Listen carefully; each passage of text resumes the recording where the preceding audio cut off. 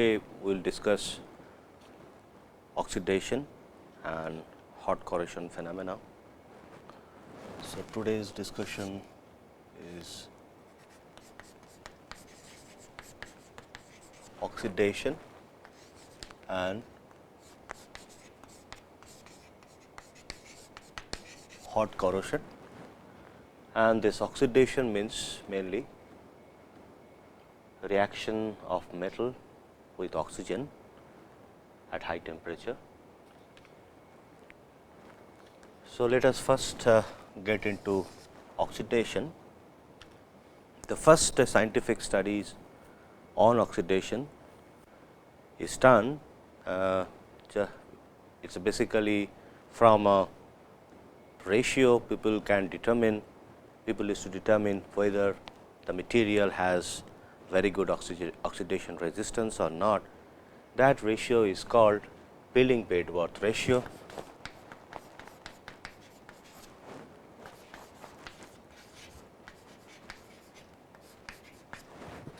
Pilling-Bedworth ratio. It is basically a sort of qualitative approach in order to understand the oxidation resistance of a particular metal or alloy. This ratio is basically termed as R, and this is the ratio between the molar volume of metal oxide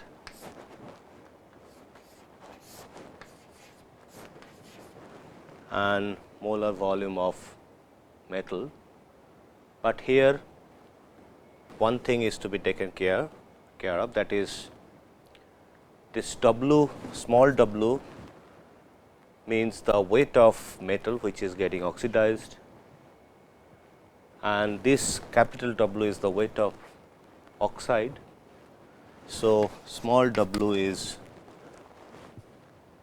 molecular, is basically the molecular weight of metal which is getting oxidized, and small d is specific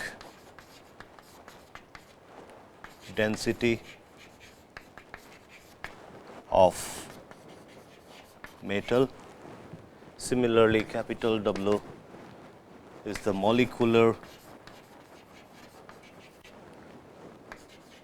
weight of oxide, and that time we have to be careful that if 1 mole, we have to always consider 1 mole of metal which is getting oxidized. Now, depending on the situation, whether 1 mole is giving half a mole oxide or 1 mole is giving 1 mole oxide, this molecular weight of oxide is to be divided by a particular factor. Actually, it says that when 1 mole of oxide is going, 1 mole of metal is getting oxidized, what would be the volume of oxide that would be forming? And this capital D is specific density of oxide. Now, in order to understand how the factor would be decided, there should be a factor which would be coming in this particular ratio while we consider oxidation of 1 mole of metal. Now, for example, if the reaction is of this sort,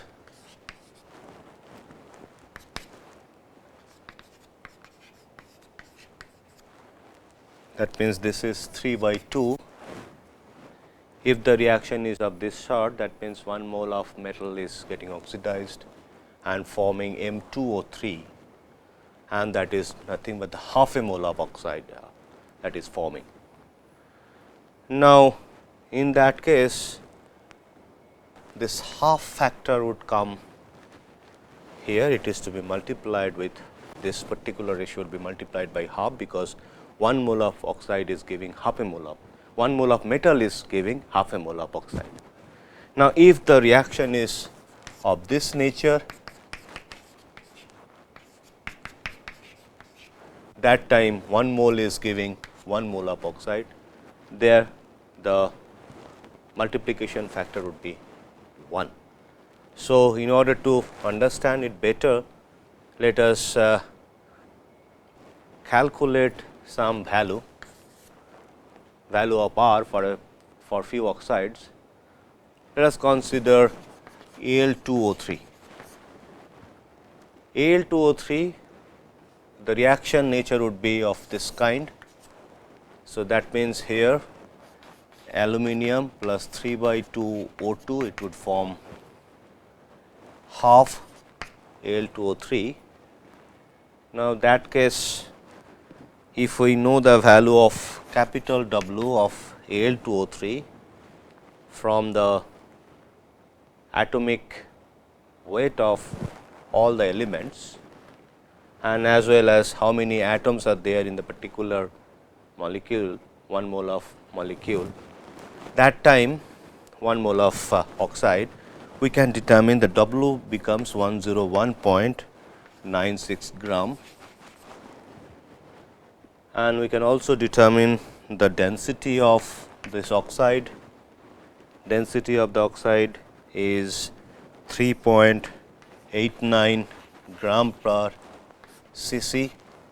Now, again we can determine what is the small w. Small w is 26.98 gram and small d is 2.7 gram per centimeter cube. Now, if we put all the values and with the factor half, so this R becomes 101.96 divided by 2 into 3.89 and then 26.98 divided by 2.7, and this ratio becomes 1.308 and the reported value is around 1.28. So, it is almost close to that. So, this we can make it 1.3. So, this value and this value, the reported value as well as the calculated value is coming same. And then let us find out one more oxide, let us say chromium oxide. Chromium plus, again the reaction would be of this nature, same like Al2O3, the calculation mode would be same, and here also we need to put the factor 2, half is to be multiplied with this particular ratio in order to get R. So, here also we can find out the W, capital W of oxide is 152 gram, capital D is 5.210 gram centimeter cube, and this density can also be found out by simply considering the density of chromium and oxygen and then having the atomic ratio, the way they are mixed, we can also find out this value would be close to this.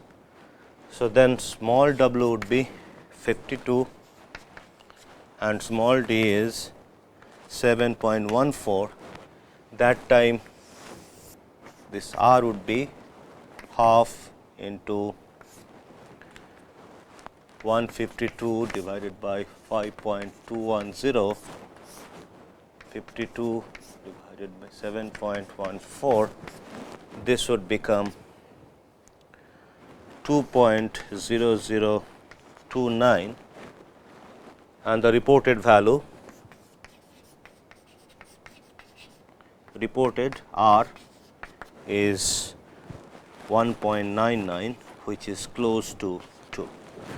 So, that means these are the examples, two examples with respect to the first equation, and let us also find out one R value with respect to the second type of equation, where let us find out here, let us find out for FeO, Fe plus half O2 FeO. So, W FeO is 55.85 plus 16. 16 is the atomic weight of oxygen, 55.58 is the atomic weight of iron, divided by 5.745, which is the density of FeO, and then this R equal to this is basically the W of FeO, and this is the density of FeO, and then for FeO is basically the weight of iron. 1 mole of iron is 55.85, and the iron density is 7.86, and this would become 1.76, and the reported value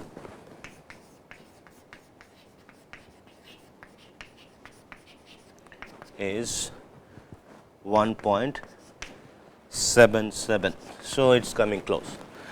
Now, what it means that when 1 mole of atom, 1 mole of metal is going to getting oxidized and forming metal oxide, if the molar volume of metal oxide is more, then it is going to cover up the entire surface. And now, if it is less, it is not going to cover up the entire surface. So, we can have some exposed area of the metal where oxidation can take place, but if it can cover up, the entire surface, then we can have a good resistance which is expected, provided that the metal oxide is not evaporating type. For example, in case of vanadium, the V2O5, that is the oxide that forms in case of vanadium, that V2O5 evaporates. So, when it evaporates, that time it cannot stay with the surface of the metal. So, it cannot give any oxidation resistance. So, the to be protective, for the oxide to be protective, that means if we have oxide layer. So, oxygen has to diffuse through the oxide layer, or metal ion has to diffuse out through the metal oxide. Later this has been understood that there would be diffusion of metal ion or oxygen ion through the metal oxide, that is what the oxidation goes on. So, if you have oxide, that means it is forming, actually the previously there was one understanding that it provides a sort of protective layer, where you can cut where basically the contact between oxide and metal is disrupted. So, or disturbed. So, that is where the resistance comes. Now, in order to be protective, few things are to be remembered. Oxide to become protective, few things. One is when you have oxide, that time the thermal expansion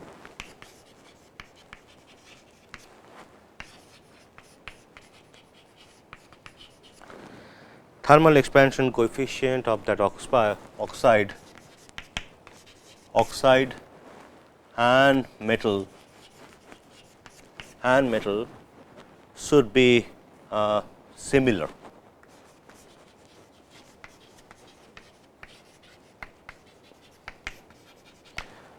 If they are not similar, then there would be stress generation in the oxide, and oxides are generally brittle in nature. They will crack and expose the metal surface to the oxygen gas. Now, second is they should be non-evaporative. Evaporation should not happen. So, for example, V2O5, it basically evaporates. So, it cannot give any protection. Now, since the reaction, most of the oxidation reactions or oxide growth is happening at high temperature. Now, if the metal object is under tension or is under stress, that time there could be possibility of plastic deformation of that oxide. Now, if that oxide is brittle in nature, the oxide can break. So, but if the oxide can possess sort of plastic deformation ability, it is always good for the oxide to be protective. So, plastic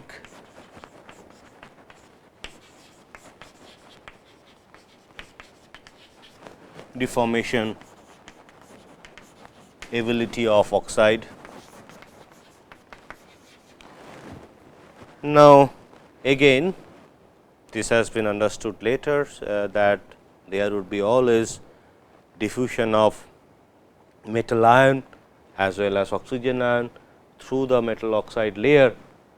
So, if we can make the oxide to be very stable as well as to be impervious, or if they have sort of low diffusion coefficient,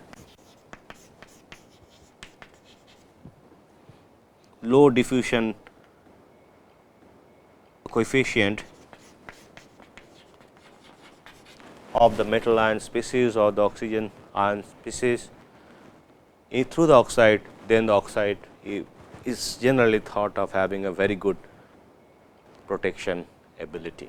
So, we see that these are the common features that oxide should possess to have a very good protection ability of that oxide against further oxidation of that metal.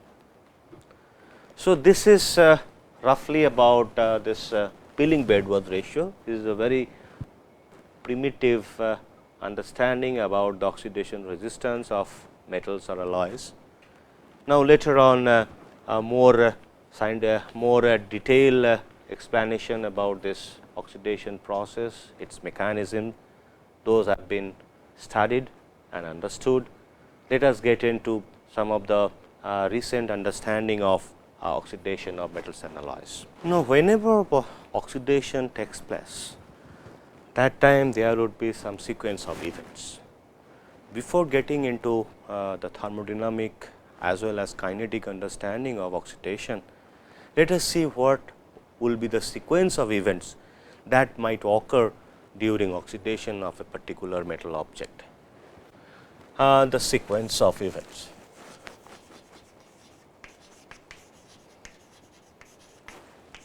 During oxidation.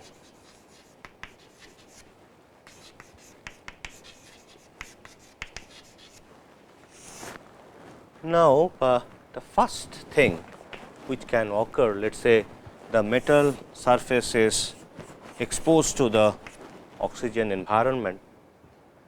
Now, the first thing that can happen, so you have oxygen gas, G means gas. So, they come in contact with metal surface and they get decomposed,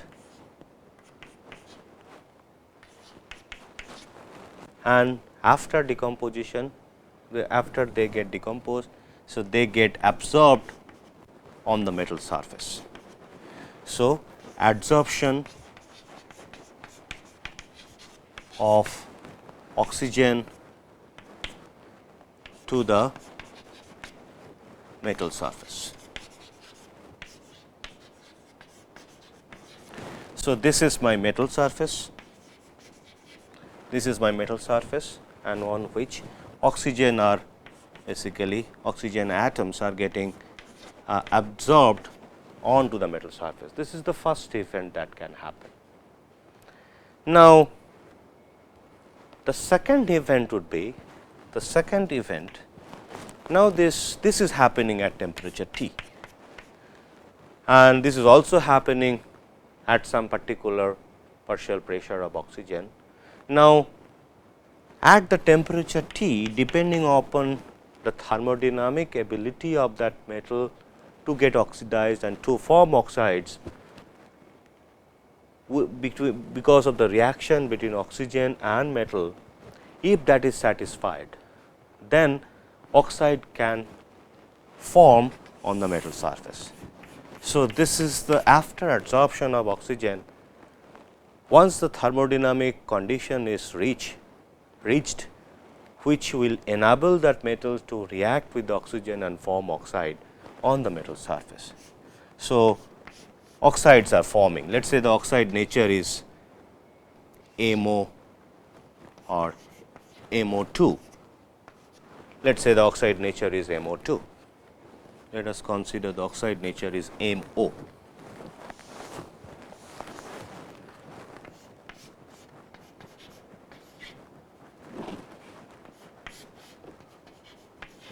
So, the metal oxide is forming, and now this metal oxide, they are forming like islands on the metal surface, and they would try to grow in the lateral direction.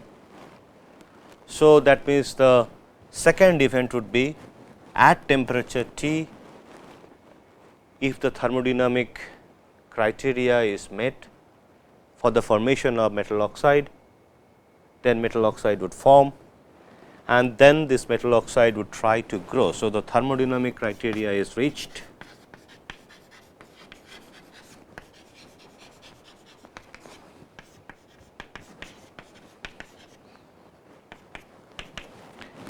of course, the kinetic is to be satisfied in order to form this metal oxide, but if you have enough supply of oxygen as well as the partial pressure of oxygen for the formation of oxide is maintained, and if it is higher than the partial pressure of oxygen that is needed, oxide formation is possible.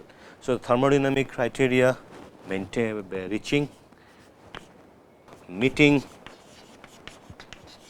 thermodynamic criteria. So, this is the stage 2, and then this is first step 1 in the case 2 for the sequence 2, case 1.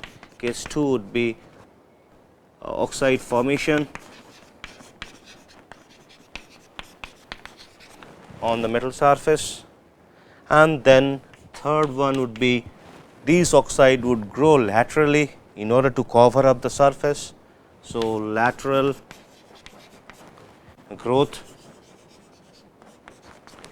and the fourth event would be, so oxygen are still adsorbed on the metal surface. So, the oxygen are still adsorbed on the metal surface, and since it is happening at high temperature and depending on the diffusion ability of that oxygen atom, adsorbed oxygen atom, that oxygen can also diffuse into the metal. So, oxygen diffusion can also take place. So, oxygen diffusion is taking place.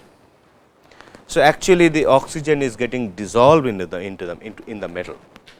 So, we can determine what would be the dissolved amount of oxygen in the metal from the phase diagram of that particular metal oxygen phase diagram, and from that we can determine what could be the percentage of dissolved oxygen that can stay in the metal without forming any oxide. So, this will be in the lattice. So, these are dissolved oxygen. So, fourth stage is basically dissolution of oxygen. So, this is the second stage of, or the second sequence of, second set of events that are happening in the second stage. Now, in the third stage,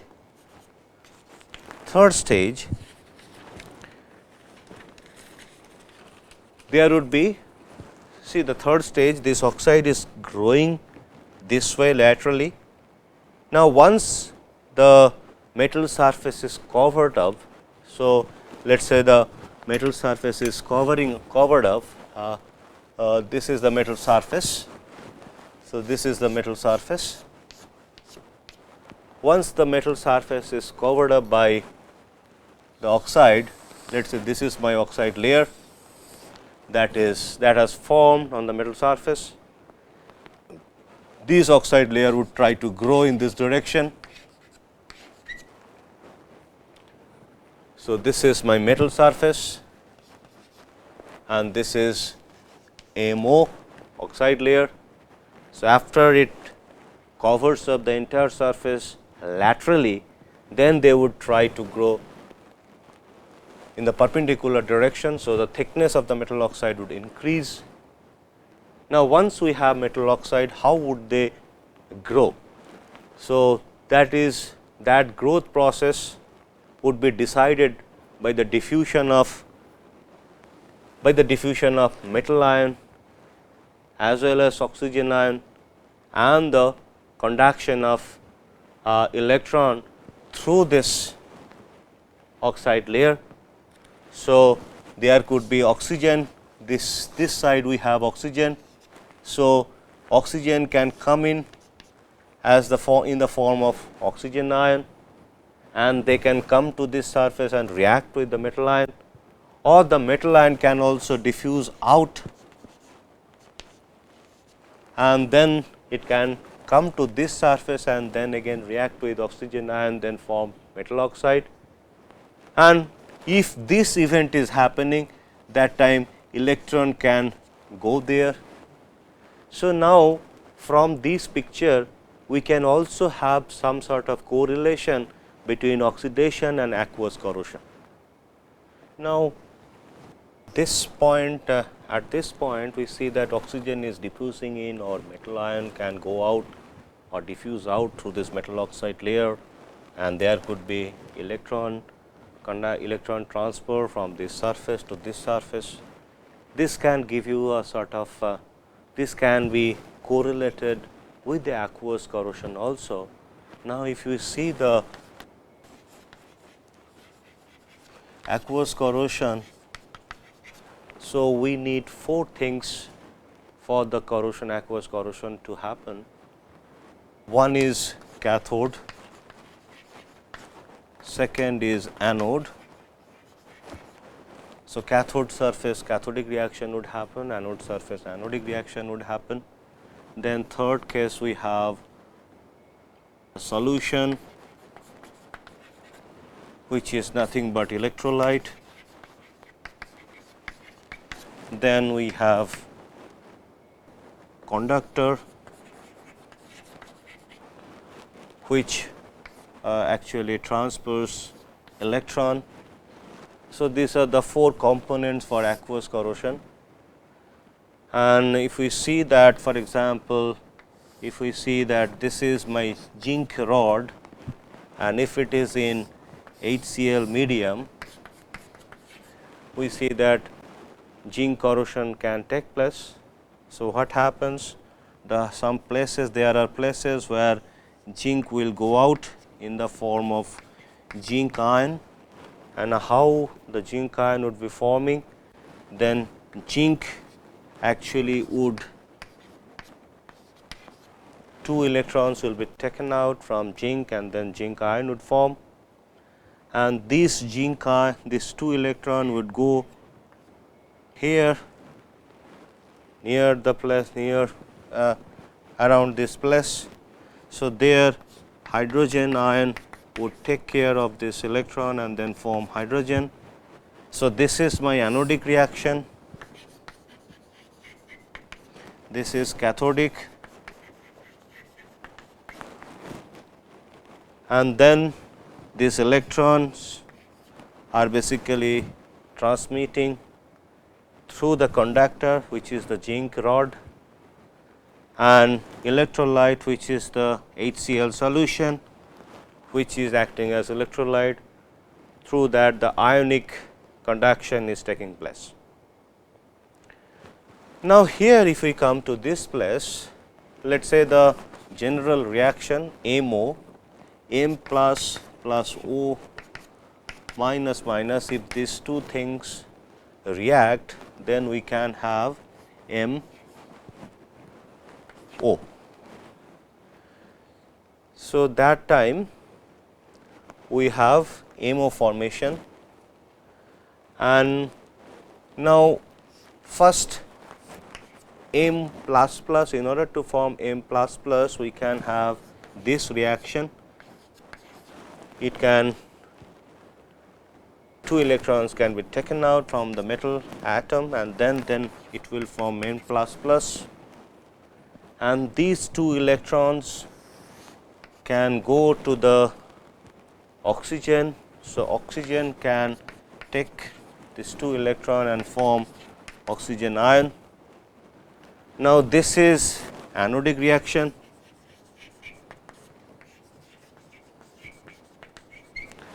and this is reduction or cathodic reaction.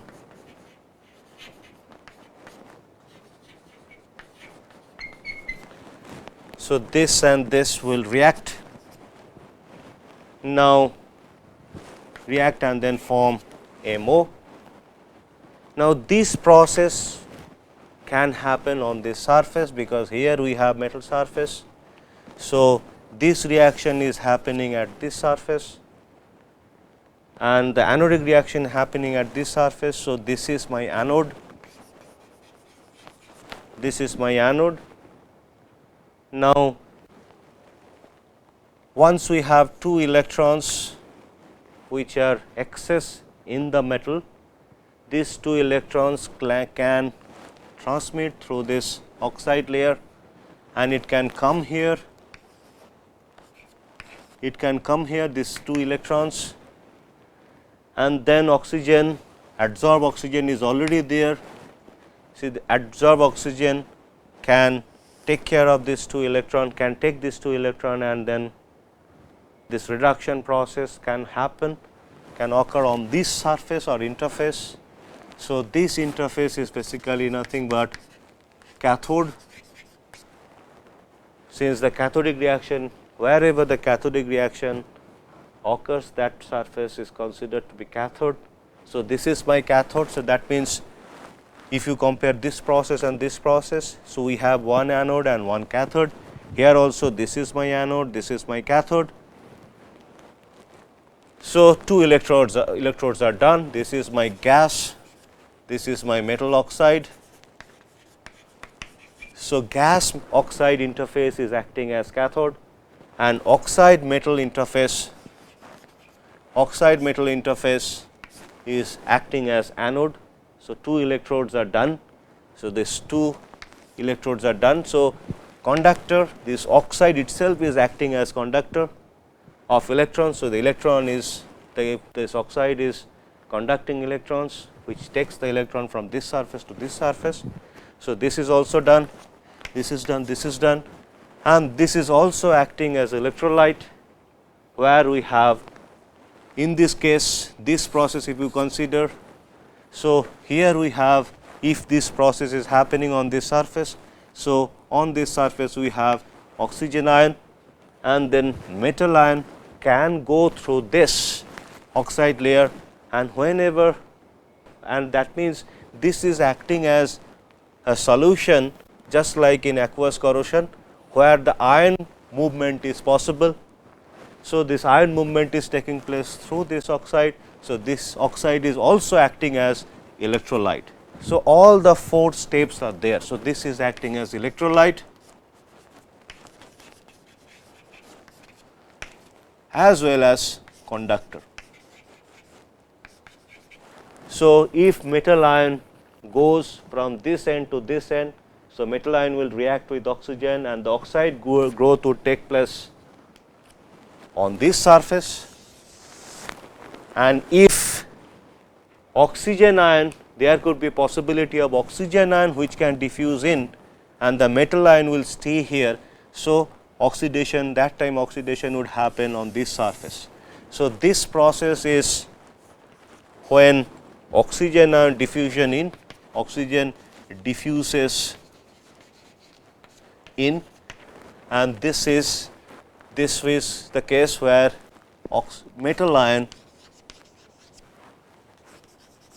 diffuses out.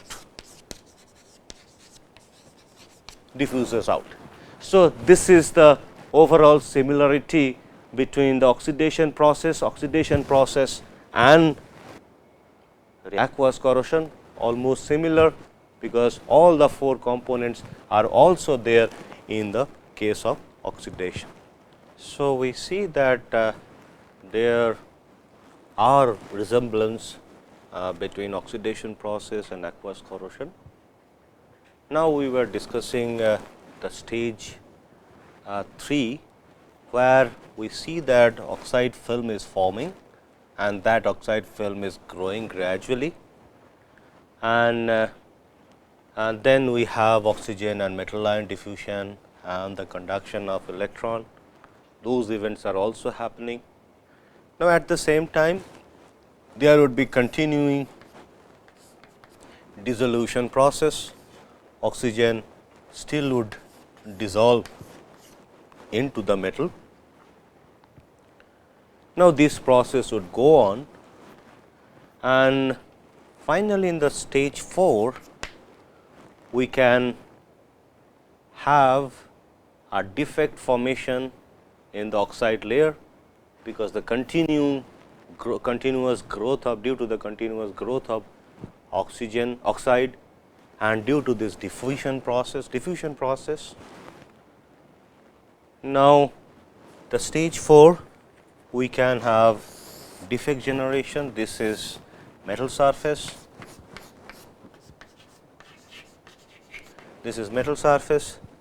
Oxygen diffusion is still taking place with the continuation of oxidation. Now, this metal oxide. Now, there could be cavity formation. This is my oxide layer.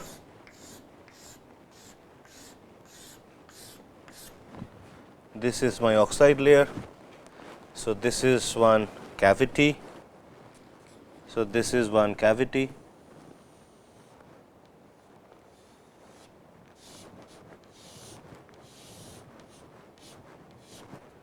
is one cavity that can form, and here if we can there could be a development of small crack like this.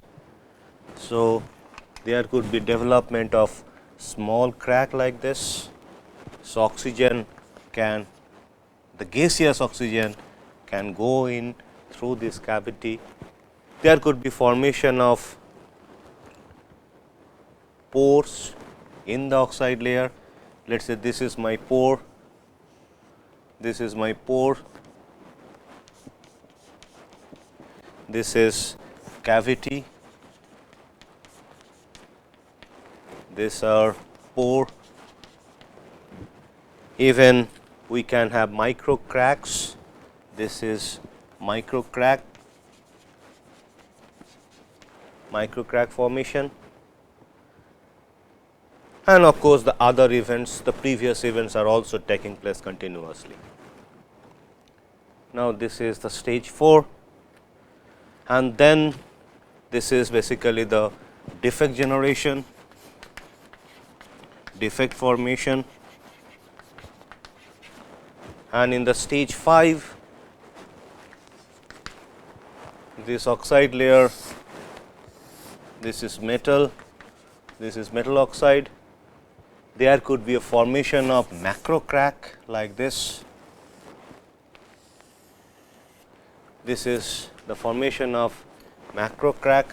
This is my oxide layer.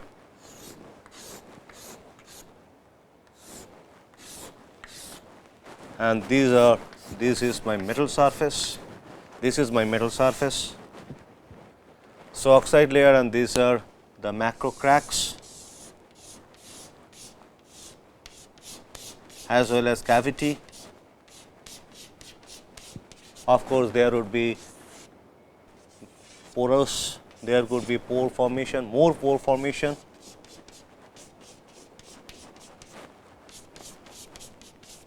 So, like this the events are going on, as well as the oxide layer is also going on.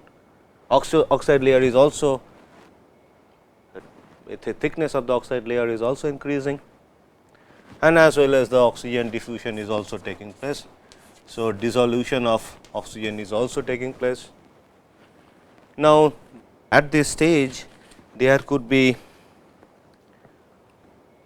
other events, for example, even in the beginning, from the beginning of the process, there could be evaporation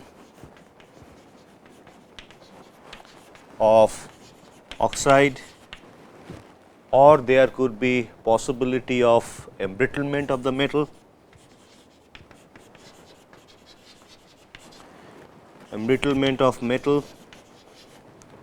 due to oxidation, and this oxidation could be internal oxidation,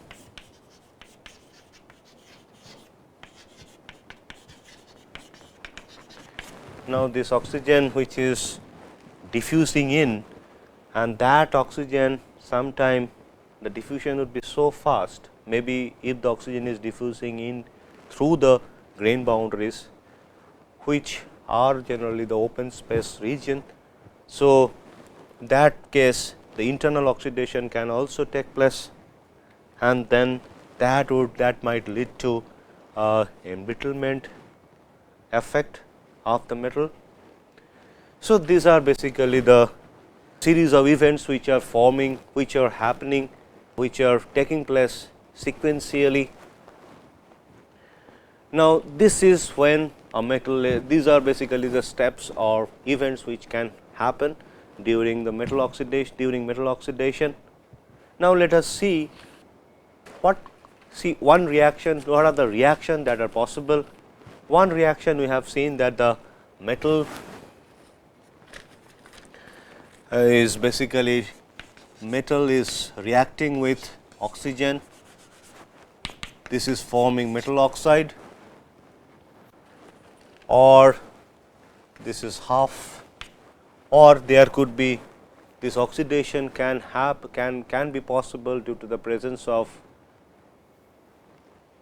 H2O, the vapor phase, as well as the presence of CO2. So, metal which can also get oxidized in the presence of water vapor. So, this is MO plus H2.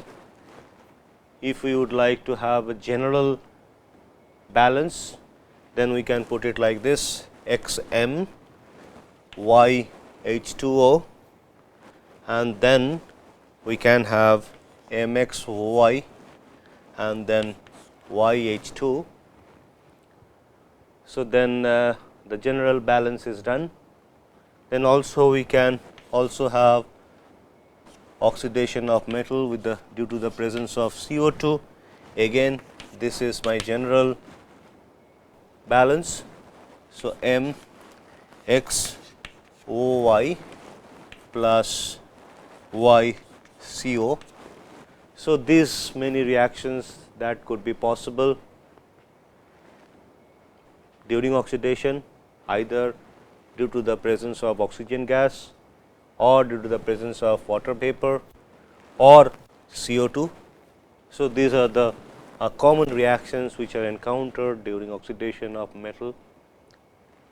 Now, let us discuss the thermodynamic understanding of oxidation. So, thermodynamics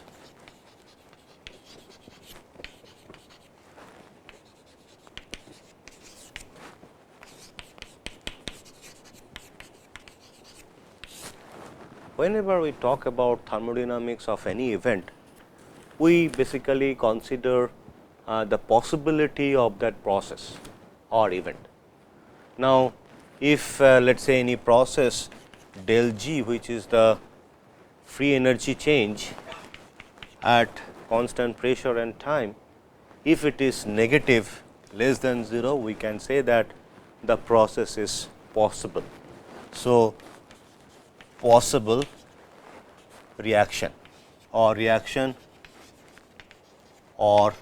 event or process.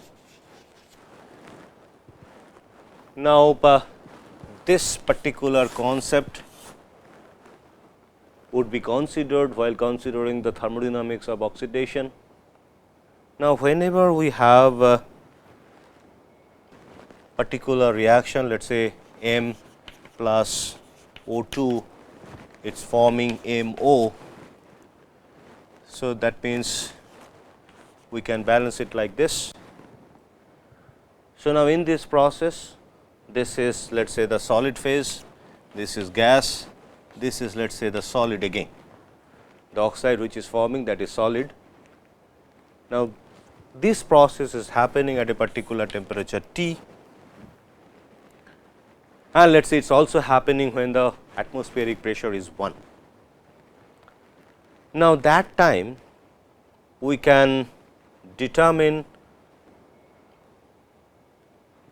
the free energy change for this oxidation process, and the free energy change for this oxidation process we can determine from the reaction isotherm.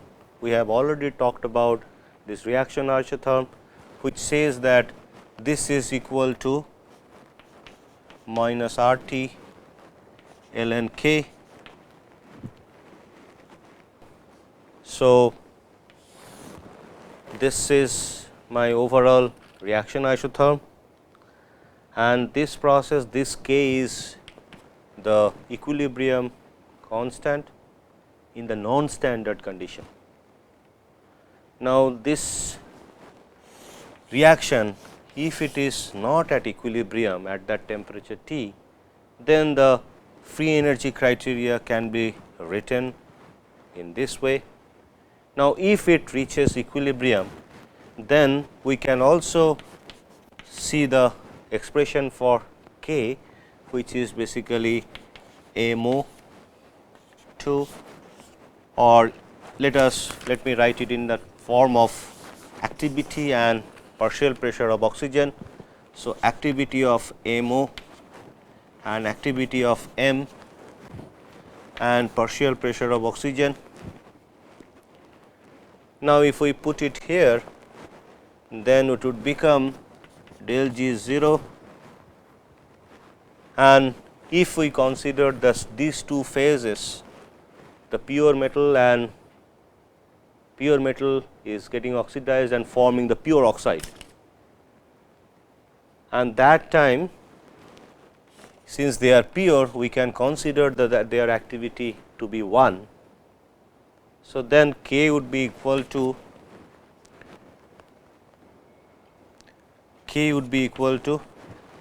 1 by PO2. So, we can replace this K RT ln K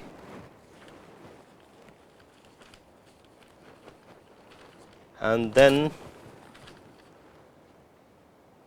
we can say that this is 1 by PO2. I think I made a mistake here, it should be plus the reaction isotherm.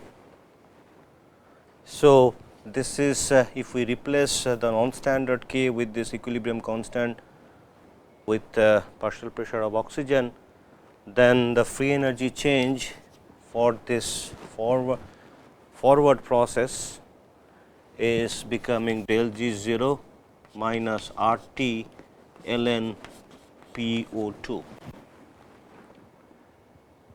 Now, if the process reaches this reaction reaches equilibrium, then this goes to 0 when at equilibrium.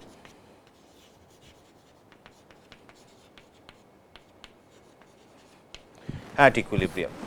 So, that time my del G 0 is coming out to be RT ln PO2.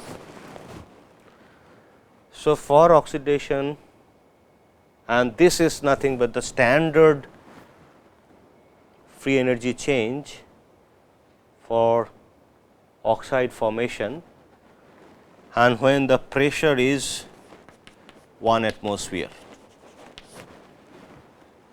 So, this and this free energy change, which is the standard free energy change at temperature T, since the temperature is T here and when the pressure is 1 atmosphere.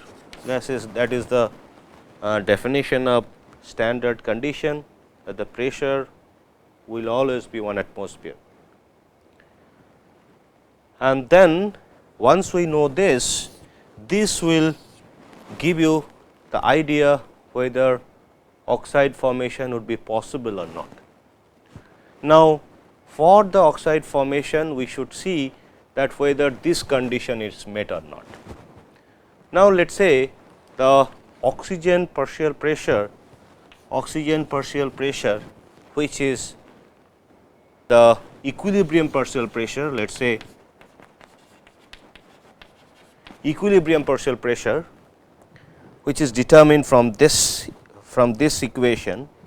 Once we get the value of del G 0 at temperature T, the equilibrium partial pressure at a particular temperature T, if it is less than the actual partial pressure that the metal is exposed to, PO2 actual, then what would happen?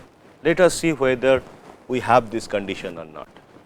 Now, if we see that now we have to start with this equation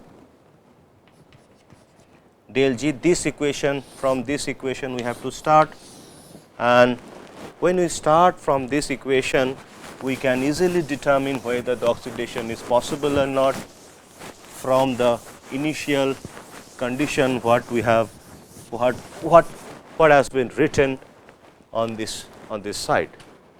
Now, if del G is considered, del G 0 plus RT ln PO2, and this would be the actual, and this case we can replace it with RT ln PO2 equilibrium.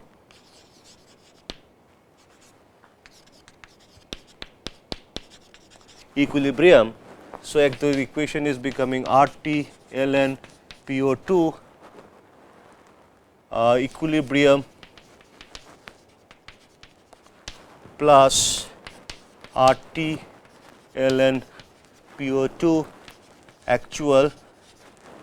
Now, if this is more than this value, so what would happen?